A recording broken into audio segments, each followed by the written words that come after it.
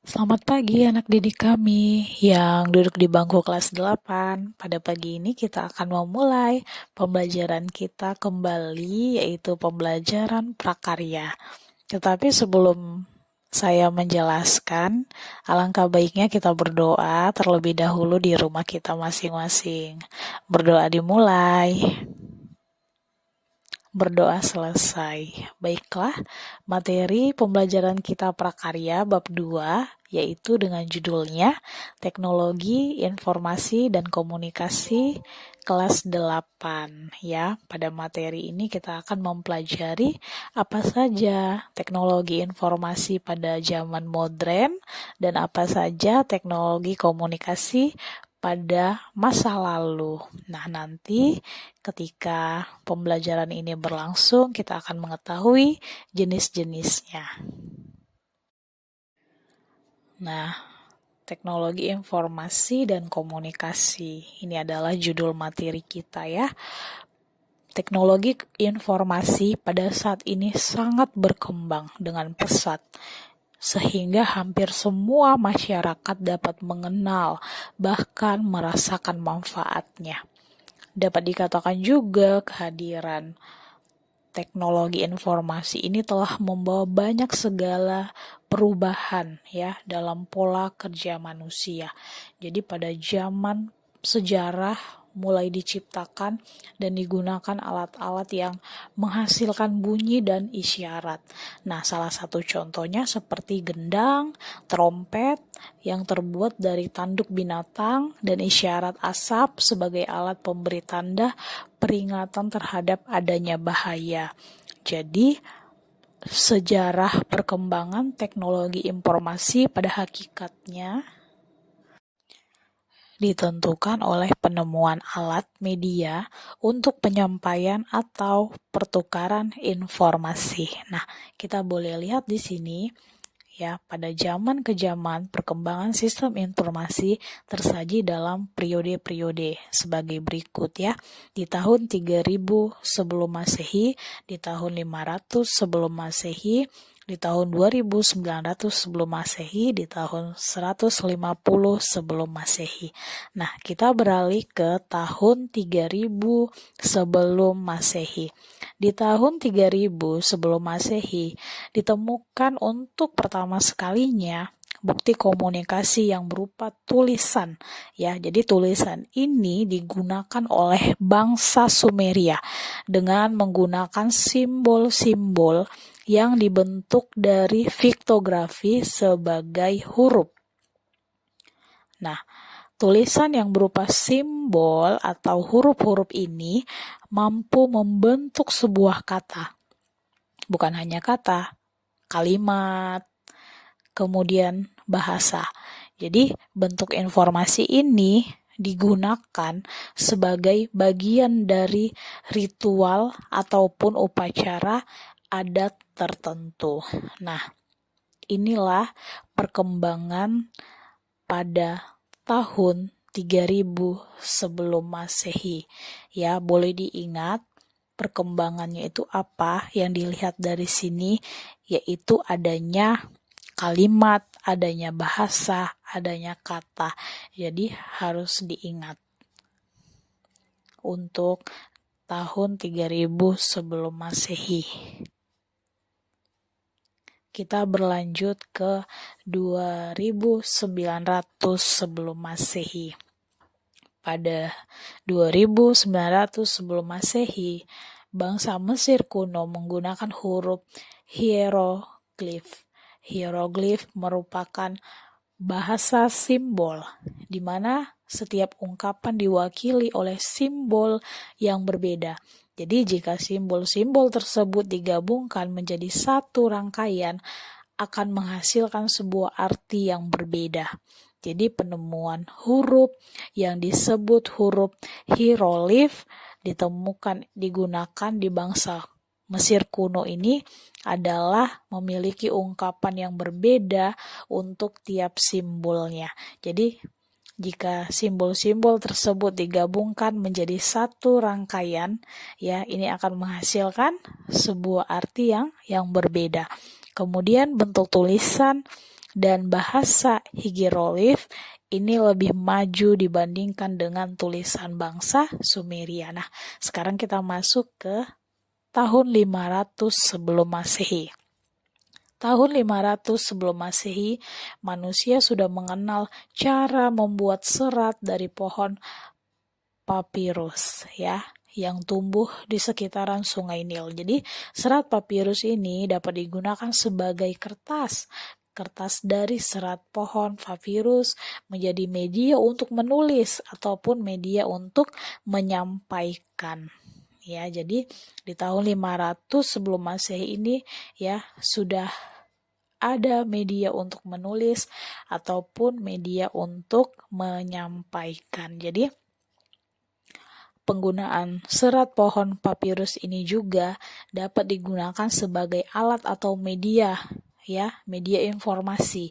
Karena apa? Karena dianggap lebih kuat dan lentur serta tidak mudah rusak. Jadi, serat pohon papirus ini kita kenal dengan istilahnya kertas. Nah, sekarang kita masuk ke di tahun 105 sebelum Masehi.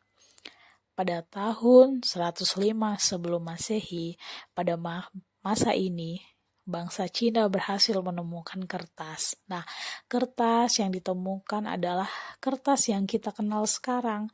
Kertas ini dibuat dari serat bambu yang dihaluskan, disaring, dicuci, ya, dan sebagainya.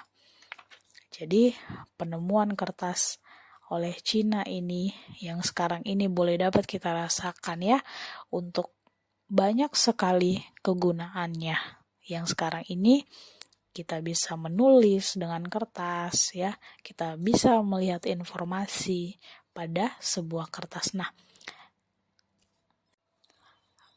oke, media penghantar komunikasi terbagi dua, yaitu yang pertama, media penghantar komunikasi pada masa lalu. Yang kedua, media penghantar komunikasi pada masa kini. Ya, jadi perkembangan komunikasi dan informasi saat ini berjalan begitu cepat. Jadi sehubungan dengan majunya bidang ilmu, pengetahuan, dan teknologi. Hampir semua orang saat ini sudah melakukan interaksi dengan teknologi, informasi, dan komunikasi. Semenjak ditemukannya alat komunikasi terus sekali mengalami perkembangan yang sangat pesat. Jadi berdasarkan rentang waktunya, media komunikasi dibedakan menjadi alat komunikasi masa lampau ya. Nah, berikutnya apa saja yang termasuk dalam media komunikasi masa lampau ya? Ini adalah yang pertama, kentongan. Nah, kentongan ini berfungsi untuk memberi informasi kepada masyarakat bahwa telah atau akan terjadi sesuatu.